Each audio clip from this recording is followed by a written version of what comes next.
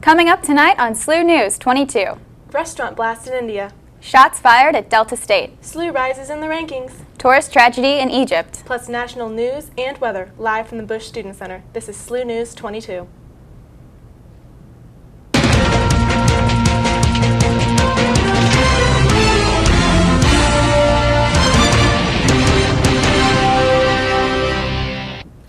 Good evening, I'm Annie Eveker. And I'm Valerie Carrizales. Thank you for joining us this evening. A restaurant in India had an accidental explosive blast this Saturday that killed 90 people and sent 39 people to the hospital. Police say that the owner of the restaurant had a permit for the explosives but was illegally storing them in a residential area. After the deadly blast occurred, the owner of the restaurant fled the scene. The police have issued a warrant out for his arrest and have announced the reward for 100,000 rupees to anyone with information regarding the explosion.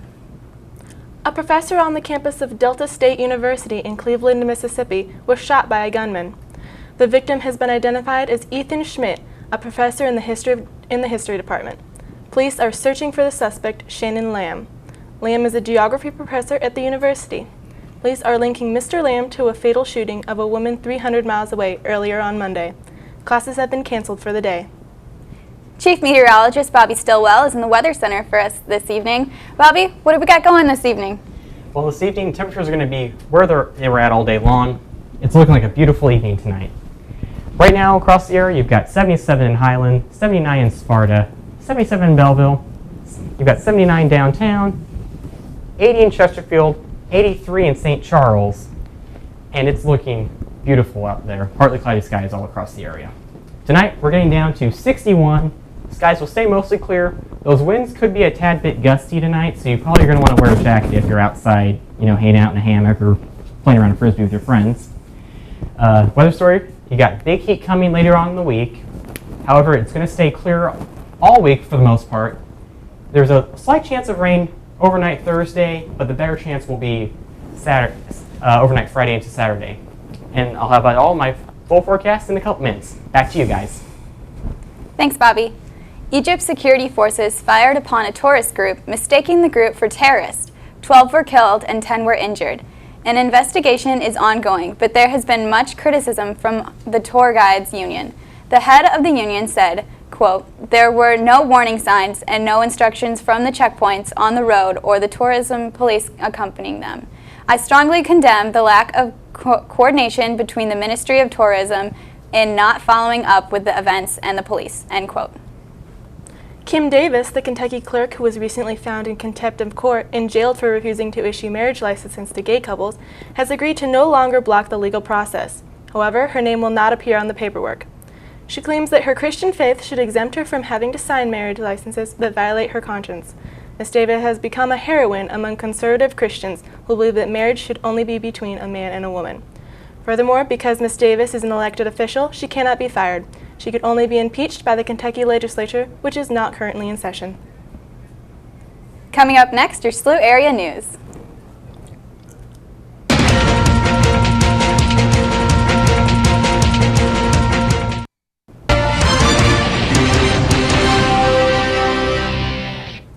Welcome back. A new scholarship is being offered for SLU students. The St. Peter Claver S.J. Service Endowed Scholarship is designed to assist first-generation full-time freshmen from an urban setting who have financial need and foster a love for community service. To be eligible, newly enrolled freshmen must have a high school GPA of 3.2 and an ACT score of 23. Recipients must perform 40 hours of community service in North St. Louis and maintain a 3.0 GPA while at SLU. The scholarship honors St. Peter Claver, a Jesuit missionary who ministered to African slaves in Colombia in the 17th century. St. Louis University rose to number 96 among the country's top 280 national universities. According to the U.S. News and World Report, 13 of SLU's graduate and professional programs ranked among the top 100 in Publications' Best Graduate Schools of 2016. St. Louis University also received a number of other rankings as well. Notably, Washington Monthly magazine has ranked SLU at number 4 in the nation for community service. St. Louis University will host its first Teaching St. Louis event for the semester tomorrow at 6 p.m. The program, Teaching Race Through Art, will feature local artist Kababi Bayak and his painting series 365 Days with Dad, an exploration in St. Louis fathers' everyday lives. The gallery will feature a talk and question and answer with Bayak about his race in St. Louis. The program will begin at 6 p.m. tomorrow at Il Monastero. The event is free and open to the public. Missouri Governor Jay Nixon found himself in Alberta, Canada to discuss a trade agreement to supply the Canadian province with agricultural products. Canada has been a long-time importer of Missouri crops, but this new agreement signed Monday changes the dynamic between the two entities. While the agreement does not specify the investment levels, Governor Nixon is hopeful for increased trade and investment between Canada and Missouri. Last Saturday, Mark Ferry of Arnold, Missouri was arrested and charged with stealing a motor vehicle and second-degree burglary in relation to an incident which an unlocked Kirkwood ambulance went missing on Friday afternoon. Ferry was found hiding in the upstairs of a woman's home after the missing ambulance had been found in the woman's driveway. Scarefest The Darkness in Soulard kicks off its 2015 season this Friday, September 18th at 7 p.m., which now includes the world's only zombie operation game.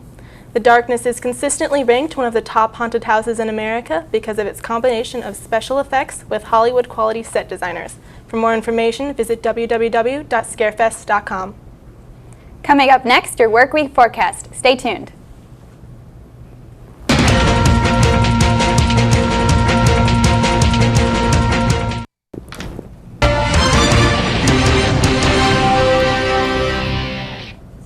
Welcome back. Meteorologist Bobby Stilwell is here with us now for your extended weekend forecast.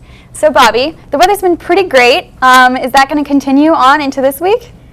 For the early in this week, yes, we're going to have the same weather, but going into the weekend, it's not looking too promising right now. Right now around SLU, it is 79 degrees under mostly sunny skies, which is beautiful.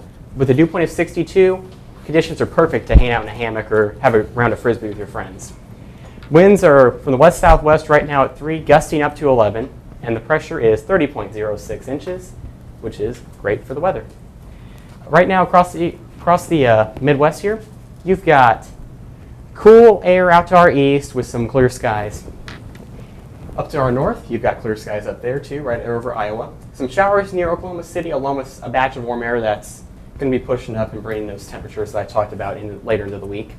Across the nation right now, you've got a couple cold fronts here up in the northwest, and those are pushing down, affecting other areas that's not affecting us right now.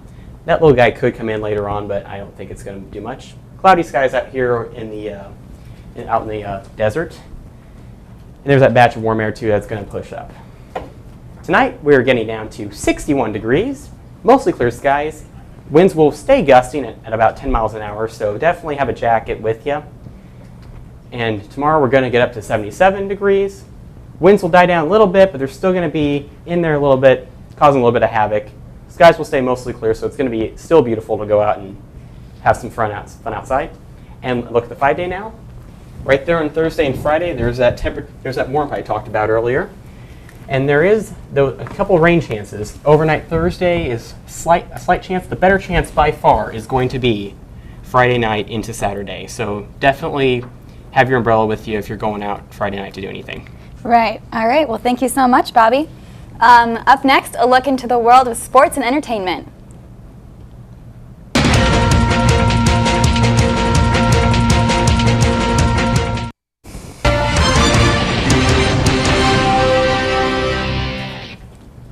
Welcome back. Billboard's Hot 100 this week emphasizes the return of familiar faces with an unfamiliar sound. Justin Bieber's What Do You Mean peaks at number 1, dethrone reigning chart champion this weekend. The Weeknd did not complete his popularity this weekend, though, as the song Can't Feel My Face dropped to the number 2 spot. The song The Hills has moved up from last week into the number 3 spot. Filling the top 5 are Familiar Watch Me by Silencio and OMI Cheerleader. One would think that a 64-year-old man would struggle with advances in social media technology, but 64-year-old Prime Minister of India, Narendra Modi's over 9,000 tweets and 30 million Facebook likes suggests otherwise.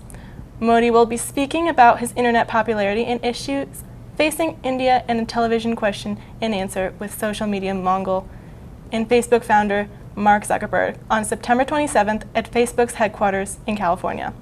The questions will center around labor laws and communities can collaborate to address economic and social changes. Last weekend saw a large shift in box office performance as two new films took the lead in ticket sales. The Perfect Guy, starring former Alien vs. Predator heroine Sana Lathan, took the top spot for ticket sales, ranking at approximately $26.7 million in over 2,000 theaters. Midnight Shyamalan's new film, The Visit, following the story of two children as they stay over at their grandparents' house, came in second, selling over $25.6 million worth of tickets in its opening weekend in over 3,000 theaters.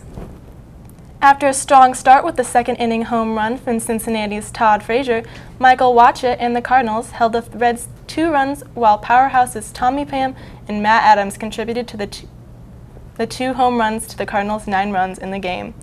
The Cardinals continue to dominate the National League Central Division, being 2.5 games ahead of the Pittsburgh Pirates. The Cards are in search of their 9th win of the season, which could come as early as tomorrow evening when the Cards travel to Milwaukee to take on 4th-place Brewers. Fast pitch will be at 7:10 p.m. The St. Louis Rams are off to a strong start this season as they edged a win over the Seattle Seahawks in their first game.